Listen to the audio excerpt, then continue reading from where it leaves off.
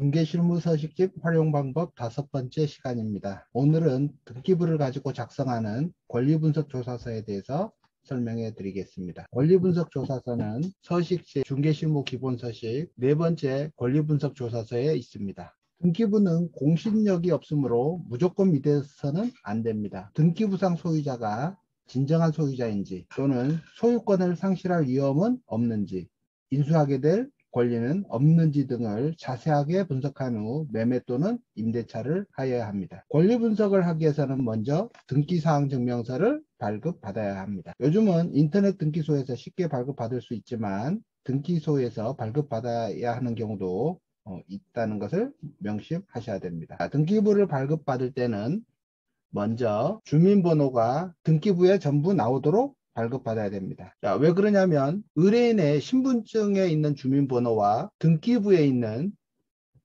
주민번호가 일치해야만이 공부상 소유자와 이 소유자라고 하는 사람이 일치하기 때문입니다. 하는 방법은 의뢰인으로부터 주민등록증이죠. 주민등록증을 교부받은 후 주민등록증 위변조가 많이 있기 때문에 위변조 확인을 반드시 하셔야 됩니다. 그리고 등기부 발급을 할 때 주민등록번호 공개를 선택을 한 후 주민등록번호를 입력하시면 됩니다. 두 번째는 말소사항이 전부 나오도록 발급을 받아야 됩니다. 그 이유는 등기부는 공신력이 없기 때문에 말소된 등기가 되살아나는 경우가 있기 때문입니다. 따라서 되살아나는 권리가 소유권을 상실하게 한다든지 인수를 해야 될 권리가 될 때는 매수인 또는 임차인에게 큰 피해가 발생할 수 있기 때문에 권리분석조사서를 가지고 등기부를 완벽하게 조사하는 게 중요합니다.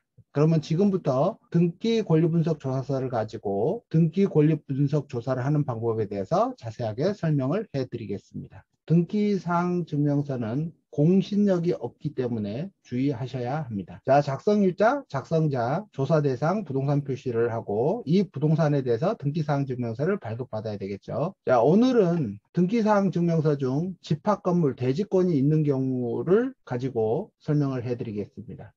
집합건물의 경우는 건물 등기사항 증명서만 이렇게 발급을 받습니다. 건물 등기사항 증명서는 어떻게 구성이 되어 있느냐 하면 한동 건물의 표제부, 대지권의 목적인 토지의 표시, 전유 부분, 대지권의 표시, 갑구, 6번째 을구, 그렇게 구성이 되어 있습니다. 따라서 등기부를 보실 때 을구는 없어도 되지만 이 5개는 반드시 있어야 되기 때문에 이 중에 하나라도 없다. 그러면 매도 또는 임대 의뢰인에게 그 이유를 반드시 확인을 하고 이것을 어떻게 처리할 건지 당연히 의견을 들어서 기재해 놓아야 됩니다. 그리고 나중에 매수인하고 이 문제를 어떻게 처리할 건지 협의를 해서 그 협의 내용을 계약서에다가 자세하게 기재를 하는 것이 올바른 계약서 작성 방법이 되겠습니다. 따라서 이 권리분석 조사를 하지 않는 경우에는 등기부 사항에 문제가 있을 때 매수 또는 임차인이 큰 피해를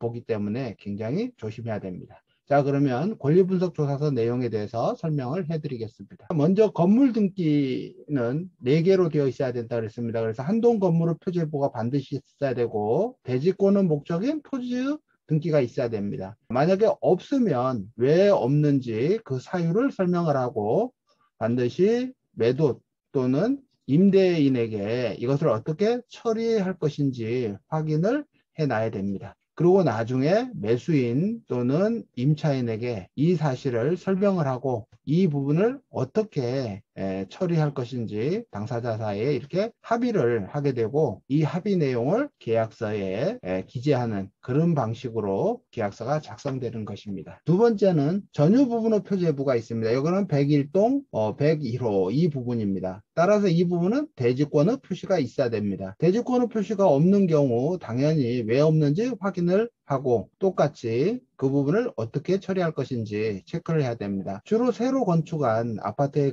경우에는 이 대지권의 표시가 없는 경우가 많이 있기 때문에 나중에 추가로 대지권 등록 비용이라는 게 들기 때문에 대지권 등록 비용을 어떻게 처리할 것인지 당사자 사이에 합의를 해야 됩니다. 자, 대지권이 있을 때는 대지권의 종류가 소유권인지 임차권인지 지상권인지 확인해야 되고요. 특히 소유가 다를 때는 토지에 대해서 별도로 사용료를 지금 납부하고 있는지 없는지 체크를 해야 되고, 이 전유 부분에 토지 별도 등기가 있는지 없는지 체크를 해야 됩니다. 토지 별도 등기가 있다라고 하면 당연히 토지 등기부를 별도로 발급받아서 그 내용이 무엇인지를 확인을 하고 당사자인 매도인 또는 임대인에게 어떻게 처리할 것인지 그것을 확인을 반드시 해 놓으셔야 됩니다. 그리고 이 내용을 매수인 또는 임차인에게 설명을 하고 합의한 대로 계약서에다가 정확하게 표시를 합니다. 또한 집합건물 같은 경우는 집합건물을 건축하기 전에 대지권 규약이라는 게 존재를 합니다. 따라서 대지권 규약이 있는지 없는지 체크를 하고, 대지권 규약이 있다라고 하면 그 내용은 무엇인지 이 부분에 대해서 정확하게 기재를 해 놓아야 됩니다. 집합건물은 건물 관리 규약이 있는데 그 관리 규약에 의해서 특정 호수가 독점 사용권이 있는지 없는지 체크를 해서 있다라고 하면 독점 사용권의 내용을